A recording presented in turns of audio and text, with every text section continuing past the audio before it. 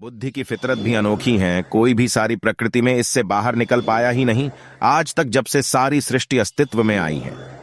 बुद्धि से बुद्धिमान होकर अगर दूसरों से फुर्सत मिले तो कृपया खुद को समझकर जरा खुद में ही उतर कर देख, तो दूसरी प्रत्येक चीज का अस्तित्व ही मिटा पाओगे। यहां भी देखोगे खुद को ही पाओगे। यही यथार्थ है, वास्तविक में यही यथार्थ है। इसके अलावा सब कुछ भ्रम, झूठ, पाखंड, ढोंग, अंधविश्वास है। मेरे सिद्धांतों के आधार पर एक आप हो, दूसरा सब कुछ प्रकृति है। इंसान ही एकमात्र प्रजाति है जो खुद को समझकर निश्चित तौर पर समस्त शुद्ध चेतन ऊर्जा स्वरूप में हमेशा के लिए रह सकता है।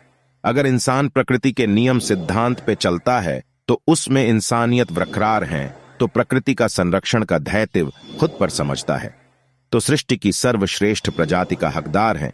अन्यथा दूसरी प्रजातियों से भिन्न है ही नहीं। दूसरा, इंसानियत से भी एक कदम आगे बुद्धि से हटकर विवेक से चिंतन मनन करके खुद को समझकर यथार्थ में रहता है, तो समस्त शुद्ध चेतन ऊर्जा स्वरूप हो जाता है। तीसरा और अंतिम, अगर इंसान प्रकृति के नियम सिद्धांत के विरुद्ध बुद्धि का उपयोग करके बुद्धिमान होकर प्रकृति का श्रेय खुद ही लेना चाहता है, तो प्रकृति की अनेक आपदाओं का सामना करना पड़ेगा। और प्रकृति में क्षमता है अस्तित्व ही मिटाने की। यह तीन विकल्प सिर्फ एक इंसान के हाथ में है। शेष प्रजाति सिर्फ प्रकृति के नियम मर्यादा का बहुत खूब पालन कर रही है, सिर्फ शैतान बुद्धि वाले इंसान को छोड़कर। आज और अब तक तो इंसान अपनी शैतान शातिर बदमाश बुद्धि की वृत्ति से तो हट पाया नहीं। जब से इंसान अस्तित्व में आया है, तो आगे क्या उम्मीद रख सकते हैं?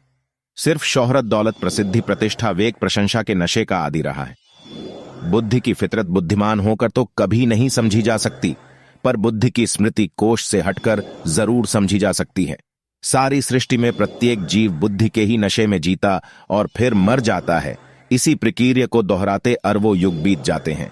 खुद को समझें, बगैर सब कुछ पखंड, ढोंग, अंधविश्वास है और अधिक उलझन में उलझना है। खुद ही बहुत खूब जनता है। प्रत्येक व्यक्ति खुद के बारे में दूसरा इतना ही जानता है जितना देखता और आपने बता रखा है। खुद ही खुद को बहुत खूब समझ सकता है। खुद को समझने के बाद कुछ भी शेष नहीं रहता जानने समझने को सारी सृष्टि में। भक्ति, श्रद्धा, ध्यान, प्रेम, विश्वास भी तो बुद्धि की स्मृति कोश की ही उत्पत्ति है। जाहिर है ज्यादा उलझाव में पड़े। यही सब तो अतीत की विभूतियों के साथ हुआ। ज्ञानता विज्ञानता में विष्ट हुए, पर खुद को नहीं समझ सके और खुद से ही दूर रहे।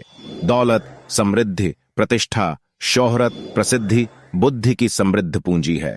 इससे कोई अलग हो ही नहीं सकता है। बुद्धि की फितरत भी अनोखी है। कोई भी सारी प्रकृति में इससे बाहर निकल पाया ही नहीं आज तक, जब से सारी सृष्टि अस्तित्व में आई है। बुद्धि से बुद्धिमान होकर अगर दूसरों